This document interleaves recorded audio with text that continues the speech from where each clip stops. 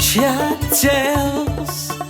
Don't you wanna hear some chat tales?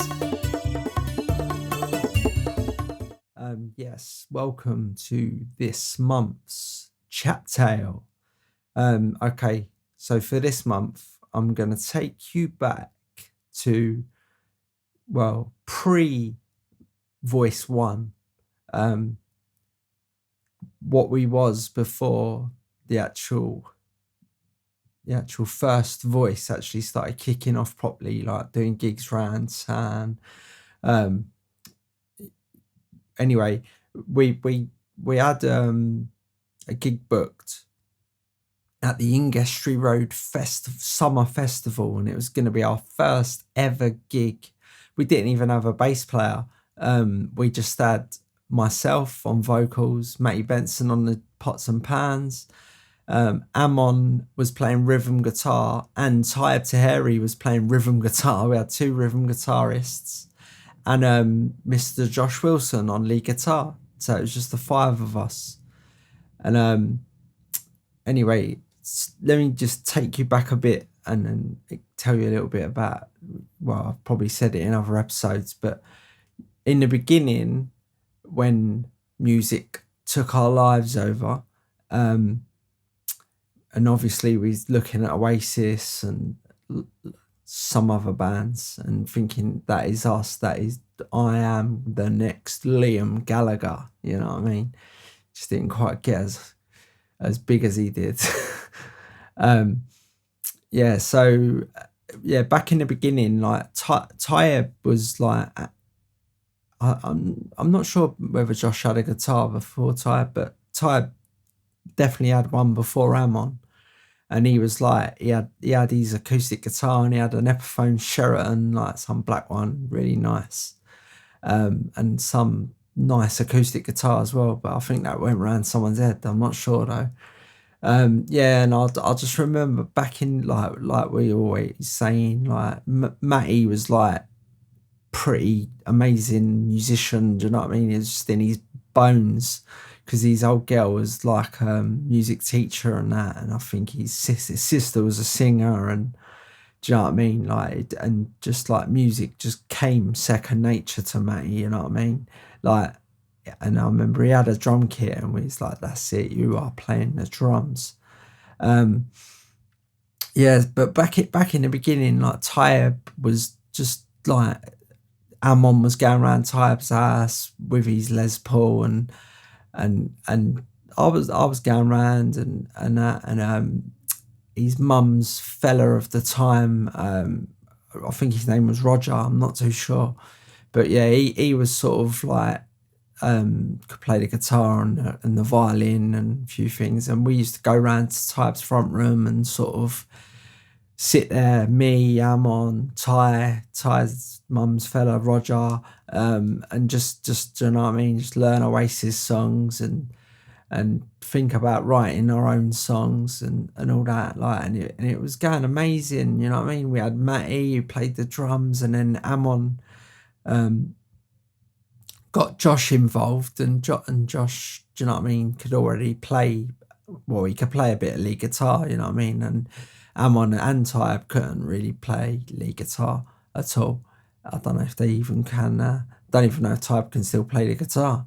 But Taiyeb was actually the first person to learn the guitar from Roger and show Amon a thing or two on the guitar, you know what I mean? Like, and then it was mad, like, so we had this little 5-piece band without a bass player, and we was at the centre on the day of this first ever gig back in the 90s, late 90s. I'm not sure exactly when, but it was in the late 90s, and we all took to the stage. Like, we had like a 10-song set list, and I think it comprised of, like, me and Amon had wrote a couple of tunes, like probably Every Little Thing, Night to Remember, No One Knows Him.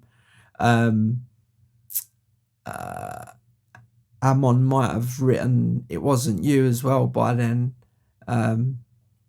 and they was all in the set list. And then obviously, like, we had Substitute by The Who, we had Girl in the Dirty Shirt by Oasis. I think there was a couple of like Can't Explain was probably in there, and another Oasis song. Just can't really think what one it would have been. Yeah, I don't know. I suppose Girl in the Dirty Shirt is on B&O, and that was like 97, I think. So yeah, it was definitely about late 97, 98 sort of thing. Yeah, and anyway, we took to the stage. So there's the five of us, and then we kicked off. Do you know what? I think it was Supersonic was the other song, and we kicked off with Supersonic, and like halfway through Supersonic, Taiyeb just decides to turn his amp off, unplug his guitar, and just walk off the stage and just leave the band. Don't ask me why. I don't know. I think like there weren't thousands of people there, you know what I mean? But there was like, I don't know, maybe 50 people there, you know what I mean? With only 25 of them being our pals, you know what I mean? The rest of them probably adults that just thought we was making a racket, you know what I mean? But yeah. So just a silly little story. Like, I just remembered it and thought, yeah, might as well put that out there. But yeah, we was on the stage, and Taiyeb just after the first song unplugged, turned his amp off, and walked off the stage, and that was the end of Taiyeb's being in The Voice. You know what I mean? But I have to take my hat off to Taiyeb, because, you know what I mean, when Taiyeb puts his mind to something, you know what I mean, he does it, you know what I mean? And he learnt the guitar. He went out, bought himself a Sheraton, I can't even remember what make acoustic guitar he had, but he went out, he learnt it, you know what I mean? I know he had the help of Roger. I'm calling him Roger, and he's probably called Bob, but yeah.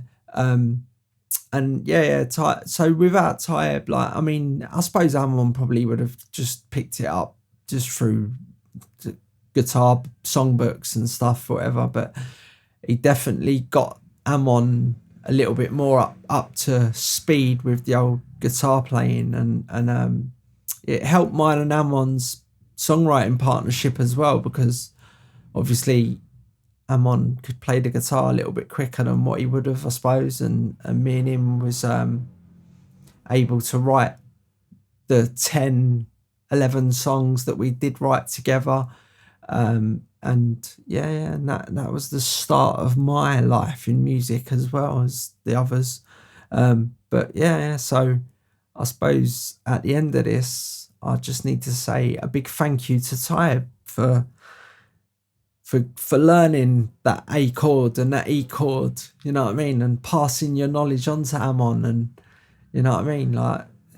But I did sit down with him after that gig, like, so obviously he's walked off, we just kept on playing, you know what I mean, so it was just like we didn't have a bass player, and Jamie Nicholas was actually in the crowd at that gig watching us, and after that gig we sort of said to him, because he could play the guitar, but we was like, we need a bass player. And he ended up agreeing. I think it might have took a couple of weeks of persuasion, because I know we played a couple of gigs at the Verge after that. And our friend Kevin One, who was the bass player of our schoolmates band Equilibrium, he had to sort of play them 2 gigs with us. And then after that, Jamie was ready. But yeah, so just thought I'd put that out there and thank Taiyeb, and yeah, nice one. See you soon. Chat Tales. Don't you wanna hear some Chat Tales?